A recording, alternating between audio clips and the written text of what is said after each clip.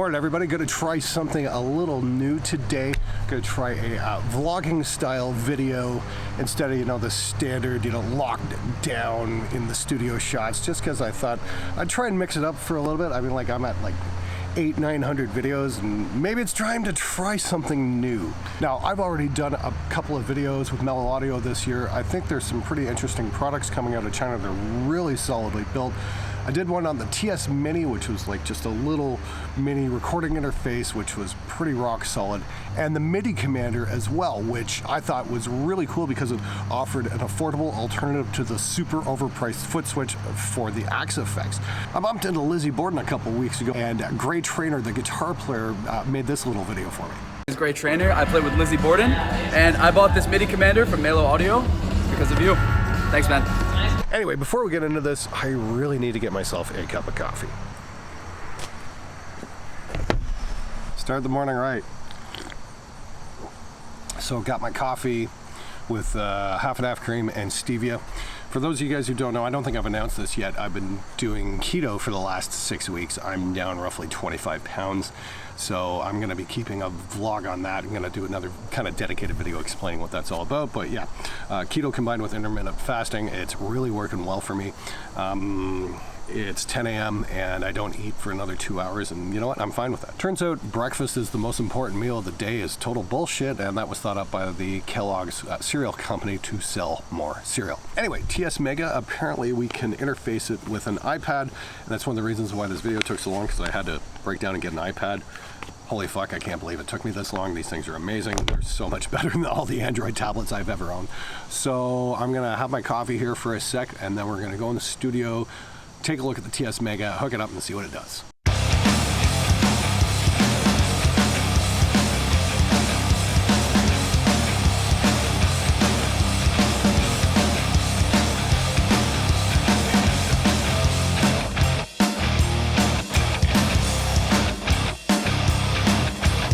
I gotta say, first impressions, it's kind of heavy actually, so it's definitely gonna be stage worthy. If it's anything like the Midi Commander, it'll definitely hold up to a beating. I've never ever seen a foot switch combined with a recording interface. This is gonna be weird. Normally, foot switches aren't where I'd expect to find XLR inputs, but hey, you know what? Let's give it a shot. This might be really cool. This might actually fill a niche I never knew existed, or it might be a convenience for a problem I never knew I had.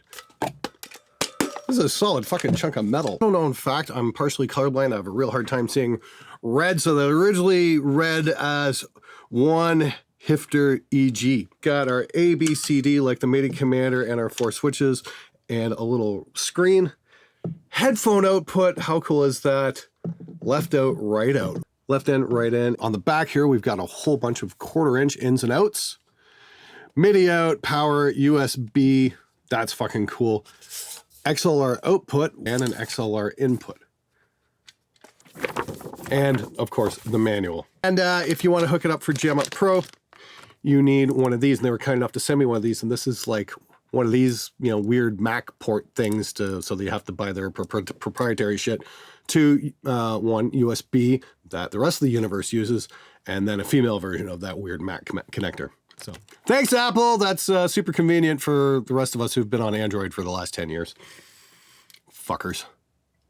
Of course, the problem with vlogging in this style is figuring out where the hell I'm gonna put everything. I gotta find a place for 2 different cameras. I got my A7S up here just as my B shot, and then my A shot here. I'm not exactly sure where this is gonna go yet, but I think I'm gonna put the TS Mega here and just hook it up and see what the hell happens. Don't know if you guys can hear that, but my neighbor next door, the guy who told me, quote unquote, it's a quiet neighborhood, when I told him I was putting a recording studio in here back in 2003, is out there with his rototiller. For a guy who claims to like a quiet neighborhood, he certainly likes his powered vehicles that make all kinds of fucking noise, especially his leaf blower. It's oh so musical.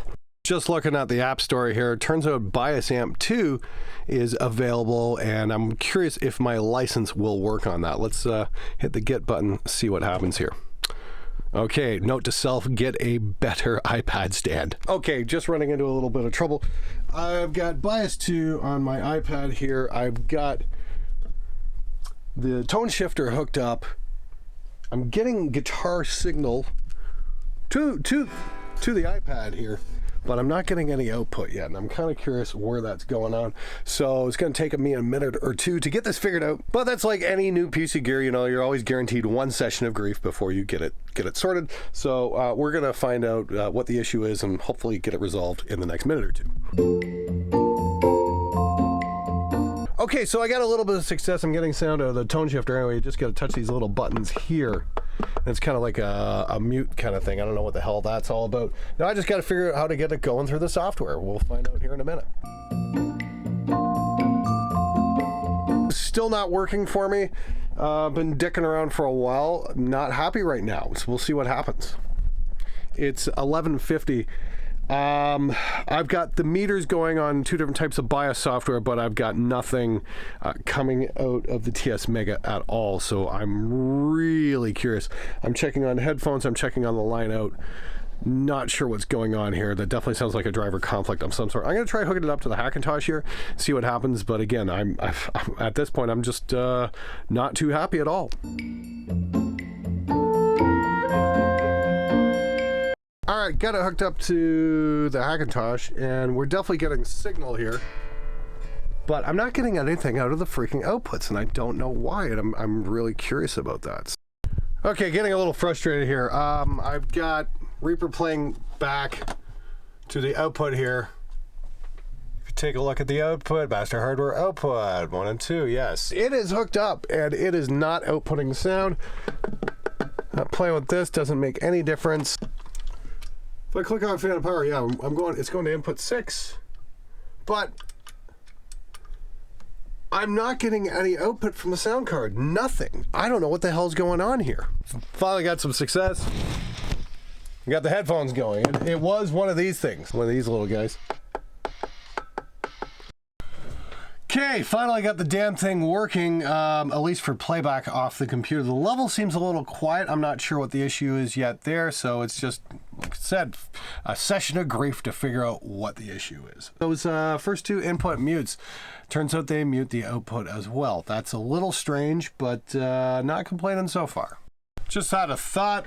We've got a little bit of signal going through it, and it's really quiet.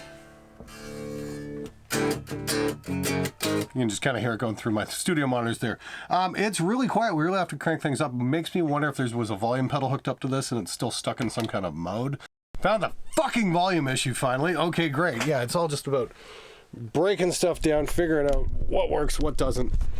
And turns out we go into the little Apple setup here. For whatever reason, the main volume was just turned down. Figured missed something somewhere. That's usually how it goes with these things. There we go. That's starting to sound like a sound card now, so that's cool. And I'm just gonna hook up BIOS and see what happens here. Okay, finally got things sorted out. Finally got sound going from the Tone Shifter Mega into the Hackintosh, and I'm running just PRS Archon software here just as a quick test.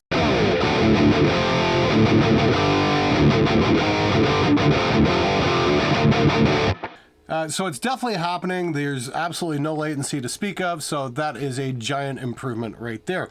So we're gonna get it going with BIOS in just a moment. All right, so I finally got things hooked up. It's about 12:46.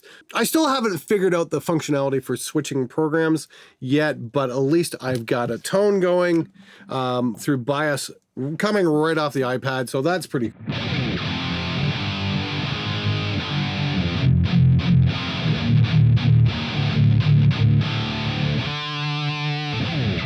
So I'm going to figure out how to go through a couple of the presets next using the foot switches. It's always a great feeling when you finally get everything hooked up and it starts working as intended.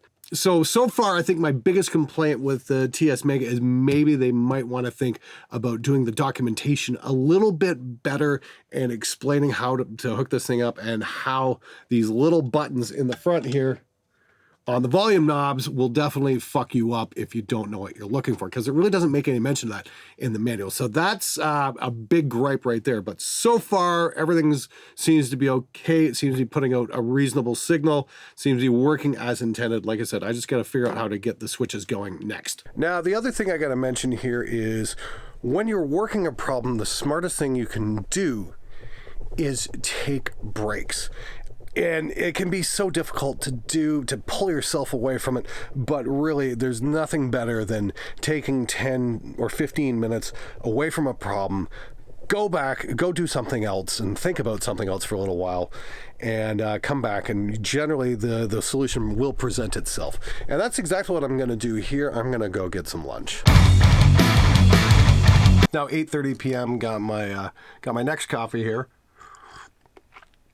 And it's just one of those situations where you think you're going to step out for lunch and, 6 hours goes by, because life has a way of getting in the way. Now the trick is to get it going with the software, and I realized I just left my iPad on the charger back in the house. Okay, got my iPad. Now I just need to get the correct software and the correct version of the software. I believe AxeFx wants you to at least buy the basic version of their license to get the Midi functionality going. And hopefully that's going to get the tone shifter talking to the iPad, and I can remote control it that way. Let's see what happens. And we've got some success here. Check this out. Hooray, it finally works. So what I'm going to do here is get both cameras going, and I'm going to set up a couple presets and show exactly what's going on. We're going to record the signal onto the Hackintosh, and all should be well. Now, normally this is the part of the video you guys always see where everything's working perfectly. I can show you guys the best parts of the hardware or software, whatever it is I'm demoing, and show you guys how this will work. But I thought it might be a little bit more interesting to show you guys some of the work that goes into it, some of the troubleshooting, that kind of thing, especially when the included instructions might not be the clearest and there's not a lot of documentation online. Like I said, I really like the Midi Commander and the TS Mini. Those were really easy to install and get rolling and all that kind of stuff. This one was a little more difficult. It's like these little knobs up here really threw me for a fucking loop. But here we go. We're switching programs here with absolute ease.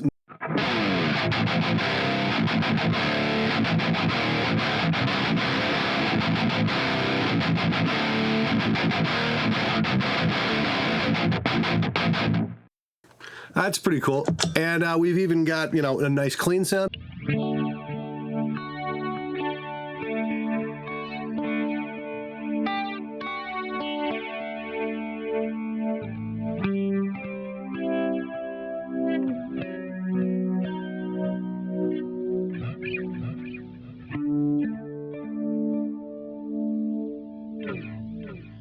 Just really nice and mellow.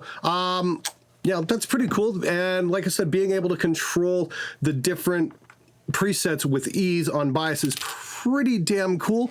You could technically bring this to a gig. I would really recommend putting the tablet on a music stand though, and not in the included little lip it's got here, just simply because I'd still be really concerned about playing in shoes or boots or what have you whenever you're going up on stage and kicking in your iPad screen. But as for just sitting on the desktop, that's great. This is actually kind of cool. Now you don't have to sit there and dick through the menus. You can just swap out with absolute ease. That's pretty freaking cool. So next up, let's hook a mic up to it and see what happens. All right, so just tried hooking up some microphones and it's like, now this doesn't want to work. I just get nothing. I get a blank screen here. It's irritating as fuck. No sound is coming off of mic. I tried two different inputs. I tried the left in, I tried the right in, I tried the XLR, I tried XLR to stereo quarter inch, on a couple of different inputs. Nothing is working. There's no sound coming off the mic. There's nothing coming over the headphones. There's nothing going into the computer. So that leads me to believe that there is an issue with this thing. It might be this particular hardware unit. I don't know. I've looked around on a couple other demos of this on YouTube, and nobody's actually tested the mic input. Check this out. So we've got our Shure SM7. You guys have seen me use this on numerous videos over the years. We've got the TS Mega over here, and we've got it hooked up to the XLR input, and we've got our USB going to this. Check this out though. I hit record on this. This is what I get. Seriously, what the hell is that? Top of the mic. Nothing going on here. If I hit stop, done, hit playback, we get jack shit. Nothing. Just silence. There's no playback coming through here. Nothing. So I don't know what the deal is. All right, so last resort, what I'm going to do is I'm going to hook the USB up to my computer. I've already done it. I know it's probably not going to work. We'll try it one more time. We'll drop the drivers into place, but I'm really not expecting any kind of miracles or anything. Let's see what happens. All right, so last resort here. I'm going to switch on the TS Mega in my sound card here. Hit the apply button, and we're going to go to input number 2. Which is supposed to be the mic input, and check this out, we just get this flat line here. If I hit record, we get a crap ton of nothing. That's really depressing. That's kind of sad, actually. Like I said, there's a very good chance that this is just simply a bad copy. There might be a loose solder joint. I mean, like, these things do get brought over from China. Maybe it got bounced around a little bit. Who knows? One would think that they do the quality testing at the facility that it's built, but as it stands right now, yeah, this one isn't working so shit hot. All right, so here's the bottom line. This is a pretty rock solid piece of kit. You know, it's got a lot of inputs, outputs, all that good stuff, MIDI. It's great for that. It's a really cool iPad stand too. I kind of like the integration, how you got the foot switches there and whatnot. As long as you don't kick your iPad in, that's pretty cool. But this is built as a fully fledged sound card, and the mic input does not work. Now, herein lies the ethical rub, because this is a sponsored video by Melo Audio. And, you know, we've done a couple of videos before, and I really do like some of the stuff they put out. Like I said, the Midi Commander is a great piece of gear. The TS Mini worked like a fucking champ. This has a lot of friction. This system here with the buttons and mutes and whatnot, I get it, it's a routing thing, but it's really confusing. Now, as a guy who's been a professional recording engineer since 1998, the fact that I burned up several hours this morning trying to figure out how to just pass a signal through it and monitor it, that should tell you a lot about just how much friction is involved in getting this thing to work. Yes, it sounds pretty good for the parts that do work, but it's going to take you some time to get to where you want to go because the documentation is lacking. But the fact that the mic input isn't working, no matter how many times I've tried dicking around with it in different configurations and whatnot, the fact that I just don't even get a mic signal. Like I said, I really can't recommend this over, say, the Midi Commander, which is a far better product, which is much more compact and gets the job done fairly simply. So this is where it gets difficult, you know, ethically. I mean, you know, this is a sponsored video, and there's a very good chance when this video comes out that the company is A, not going to pay me, and B, I'm probably never going to hear from them again. The thing is, though, ultimately I'm responsible to you, the viewers, and the whole point of this show is consumer advocacy for the home recording engineer. I don't know if anybody got that over the last 4 years, but the thing is, I want to look out for the kid who's coming up and working in a home studio and make sure his money goes into the right place. This has a lot of friction, and I think the manual needs a complete rewrite to make it make more sense. There needs to be some warning here on these mutes, and they need to get the mic input fixed. Myself personally, I'd be a little bit cautious about buying one of these. There's a very good chance the unit you get will have a working microphone input. The one I did, you know, did not. So there is that. Anyway, I hope you guys like the format here. I just wanted to change things up a little bit and show you guys what goes on in my day-to-day here at Spectre Sound. Yes, there can be a lot of gnashing of teeth behind the scenes, and I thought you guys might like something a little bit more candid instead of, you know, scripted. So if you guys want to see more videos like this, please leave a comment below. As always, I love hearing from you. And until next time, let's make some great music together.